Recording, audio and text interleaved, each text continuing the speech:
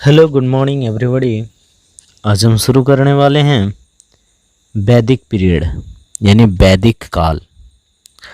सबसे पहले ये समझने का प्रयास करते हैं कि वैदिक शब्द का क्या मतलब है। तो ये जो वैदिक शब्द है, ये शब्द आया कहाँ से है? ये वेद से आया है। वेद यानी जो हम पढ़ते हैं वेद, वहीं से आया है ये शब्द वेद। वेद से ही आया है वैदिक। तो वेद का मतलब क्या होता है? नॉलेज होता है। वेद का मतलब क्या होता है? नॉलेज होता है। यानी नॉलेज का मतलब ज्ञान, बुद्धि, विवेक। तो ज्ञान, बुद्धि, विवेकवान जो लोग होते थे वो कौन होते थे? वो आर्य लोग होते थे। कौन होते थे? वो आर्य लोगों को बोला जाता था। यानी आर्य, आर्य का स्वयं मतलब अर्थ ही होता है आर्य मतलब श्रेष्ठ, यानी जो एकदम सुपेरियर हो, उसको क्या बोला जाता है? आर्य बोला जाता है। तो हम लोग इस वैदिक काल में अध्ययन करेंगे। तो वैदिक काल में अध्ययन करने से पहले देखिए क्या होता है कि वैदिक काल का जो समय है ये लगभग 1500 ईसा पूर्व से लेकर 600 ईसा पूर्व तक के काल को माना जाता है। यानी 1500 ईसा पूर्व से लेकर 600 ईसा पूर्व तक के काल को वैदिक काल के नाम से जाना जाता है। और सबसे ओल्डेस्ट वेदा का नाम आए तो ऋग वेद लिखिएगा। यानी सबसे ओल्डेस्ट वेद कौन सा है? तो ये ऋग वेद है। कौन सा है ओल्डेस्ट वेद? ऋग वेद जो है सबसे ओल्डेस्ट वेद है। तो ये ध्यान दीजिएगा कि ऋग वेद क्या है? सबसे ओल्डेस्ट वेद है। और ध्यान देने वाली बात ये है कि जो वैदिक काल है, इस वैदिक काल को भी दो भागों में बांटा गया। यानी पहला पार्ट हो गया यानी ये ऋग वैदिक काल, और दूसरा पार्ट जो हो गया यानी दूसरा पार्ट जो आप बोलते हैं वो दूसरा पार्ट क्या हो गया? उत्तर वैदिक काल हो गया। यानी ऋग वैदिक काल यानी 1500 ईसा पूर्व से लेकर जो 1000 ईसा पूर्व, इन दोनों के बीच के काल को है तो इसको ऋग वैदिक काल बोलेंगे। और 1000 ईसा पूर्व से लेकर 600 ईसा पूर्व तक के काल जो हो गया इसको उत्तर वैदिक काल बोलेंगे। तो ऋग वैदिक काल में क्या हुआ कि ऋग्वेद की रचना हुई। यानी जो सबसे ओल्डेस्ट वेद माना जाता है वो ऋग्वेद ही है। तो ऋग्वेद की रचना जो हुई थी ऋग्वेद, यानी उसकी रचना किस काल में हुई थी? ऋग वैदिक काल में हुआ था। उत्तर वैदिक काल में हम देखेंगे यानी साम वेद के बारे में अध्ययन करेंगे, फिर यजुर्वेद के बारे में करेंगे, फिर अर्थववेद के बारे में करेंगे। और जो दो टेक्स्ट हैं यानी दो ग्रंथ यानी रामायण और महाभारत थे, इसका रचना काल भी उत्तर वैदिक काल को माना जाता है। यानी पोस्ट वैदिक पीरियड जो लगभग 1000 ईसा पूर्व से लेकर 600 ईसा पूर्व तक के काल को माना जाता है। तो ध्यान दीजिएगा कि रामायण की रचना किए थे महर्षि वाल्मीकि किए थे, और महाभारत की रचना किए थे कौन किए थे? तो वेद व्यास। कौन किए थे? वेद व्यास। यानी महाभारत की रचना किए थे वेद व्यास। यहाँ तक हो गया।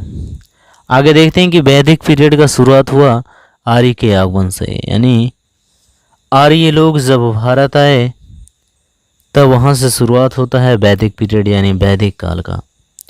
तो आर्य लोगों का आगमन जो हुआ भारत में कब हुआ? लगभग 1500 ईसा पूर्व में हुआ आर्यंस का आगमन। तो मैक्स मुलर थे, इनका कहना था कि आर्य जो आए हैं ये सेंट्रल एशिया यानी मध्य एशिया से आए हैं। ज़्यादा सटीक जो है इन्हीं का माना गया है कि मध्य एशिया से आए थे। कौन? आर्य लोग। ये तिलक यानी बाल गंगाधर तिलक का कहना था कि ये आर्कटिक पोल से आए हैं। दयानंद सरस्वती, हर एक विचारक का अलग अलग मत था। दयानंद सरस्वती बोलते थे कि ये तिब्बत से आए हैं। और यहाँ पर देखिए विचारक हुए यानी एडोल्फ हिटलर जो थे यानी वो बोलते थे कि ये जर्मनी से आए हैं। तो हर एक का इसके प्रति जो था अलग अलग मत था। तो ये सब ज़्यादा ध्यान नहीं देना है। ध्यान देना क्या है? यानी ध्यान देना है इस पर। देखिए आर्यवर्त जो यानी जो देश का नाम पहले था आर्यवर्त, तो आर्यवर्त का जो विस्तार था कहाँ कहाँ था विस्तार? ये हम जानने का प्रयास करेंगे। यानी यार्दवर्थ जो कहा जाता था, कहाँ कहा जाता था। यानी नॉर्थ में ले लीजिए कश्मीर से लेकर, नॉर्थ में कश्मीर से लेकर आप आ जाइए साउथ में, तो साउथ में ले लीजिए कहाँ, यानी उत्तरी राजस्थान तक से लेकर पश्चिम में ले लीजिए अफगानिस्तान, पश्चिम में कहाँ ले लीजिए, पश्चिम में अफगानिस्तान से लेकर पूर्व में आ जाइए आप पश्चिमी गंगा तट तक, यानी पश्चिमी गंगा बैंक तक। ये था विस्तार किसका था, यानी आर्यंस का विस्तार था, जिसे आर्यवर्त के नाम से जाना जाता था। आर्यों का विस्तार था। आगे चर्चा कंटिन्यू करते हैं कि ये जो वैदिक सिविलाइजेशन है, यानी ये वैदिक सिविलाइजेशन है, वैदिक सभ्यता है, इसको जो है माना किया जाता है, इसको माना जाता है सेकेंड ओल्डेस्ट सिविलाइजेशन, यानी द्वितीय प्राचीनतम सभ्यता के नाम से जाना जाता है। और द्वितीय प्राचीनतम सभ्यता क्या है, तो वैदिक सिविलाइजेशन यानी वैदिक सभ्यता। ये ध्यान रखिएगा कि वैदिक सभ्यता क्या थी, यानी एक रूरल सिविलाइजेशन थी, एक ग्रामीण सभ्यता थी। यहाँ पर देखिए क्लियरली लिख दिए हैं कि the Vedic civilization is considered to be a rural civilization. The main work of people of this civilization was agriculture and animal husbandry. यानी वैदिक सिविलाइजेशन का जो लोग थे, यानी इनको जो है इस सभ्यता को जो माना जाता था एक रूरल सिविलाइजेशन, ये ग्रामीण सभ्यता है। और जो मेन वर्क है, मेन ऑक्यूपेशन है यहाँ के लोगों का, जो इस सभ्यता के लोगों का जो मुख्य काम है मेन, वो कृषि है और पशुपालन है। जबकि हम लोग पहले पढ़े थे सिंधु घाटी सभ्यता या हड़प्पा सभ्यता, उसमें ऐसा नहीं था। वहाँ के लोग जो थे कैसे थे, व्यापारी टाइप के थे, यानी क्या करते थे, यानी वो बिजनेसमैन टाइप का थे, ठीक ना, यानी वो ये करते थे।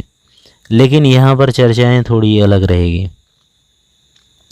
और आगे ध्यान देने का प्रयास करते हैं।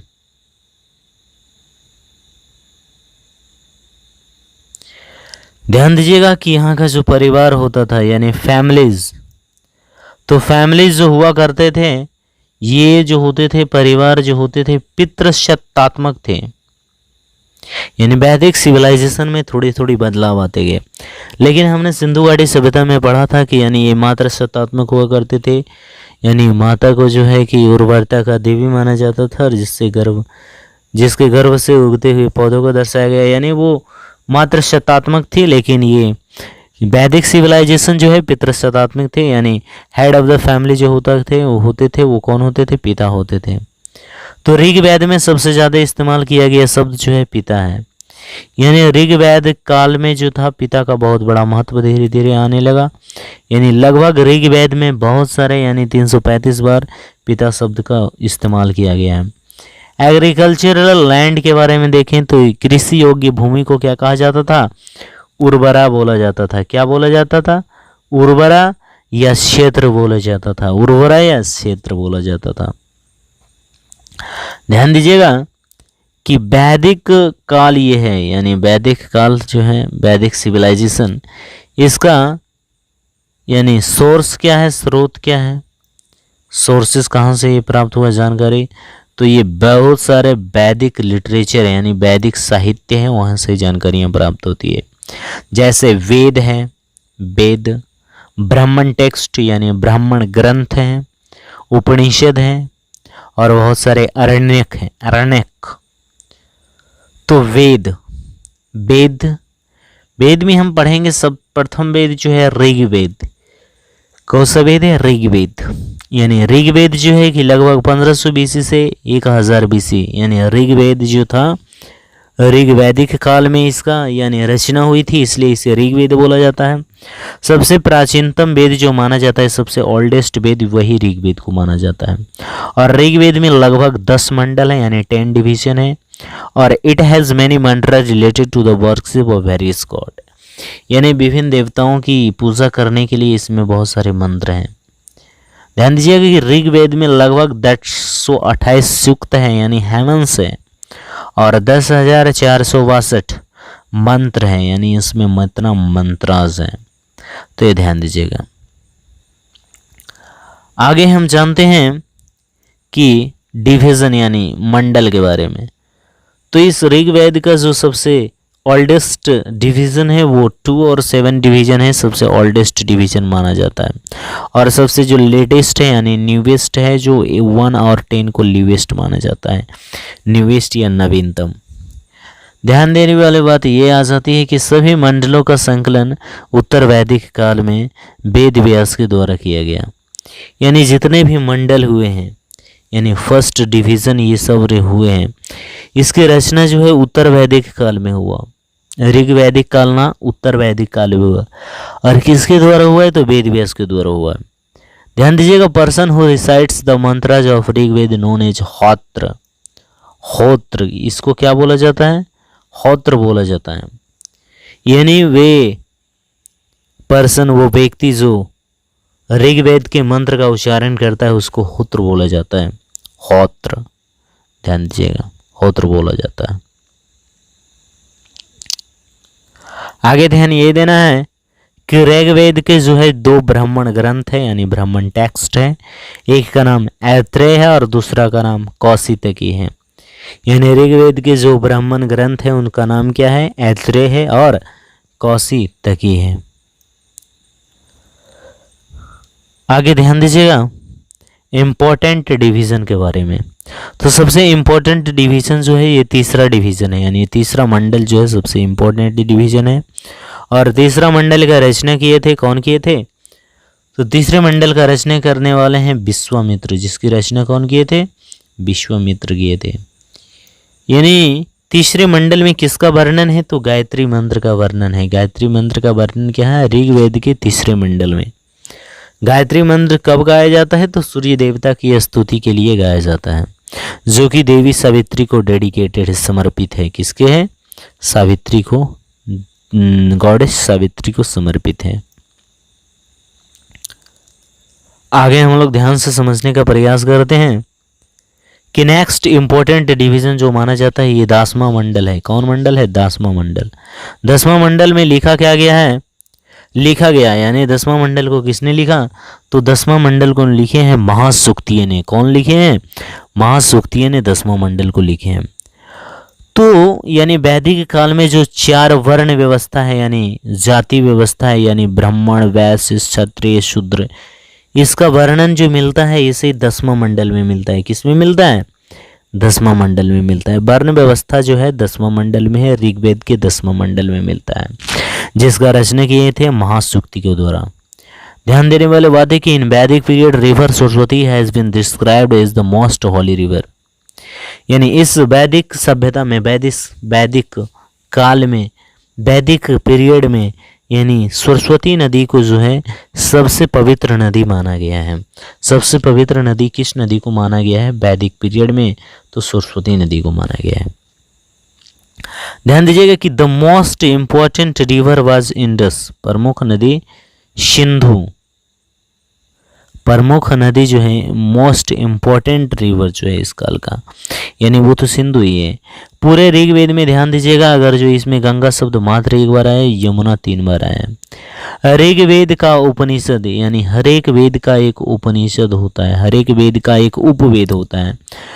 तो उपवेद क्या होता है कि यानी जो उसको यानी स्टैंजा रूप में समझाने का, बेस उसका आर्थिक रूप से समझाने का प्रयास करते हैं, यानी उसका अर्थ बतलाते हैं। तो ऋग्वेद का उपवेद जो है वो क्या कहलाता है, अजुर्वेद कहलाता है। क्या कहलाता है, अजुर्वेद कहलाता है।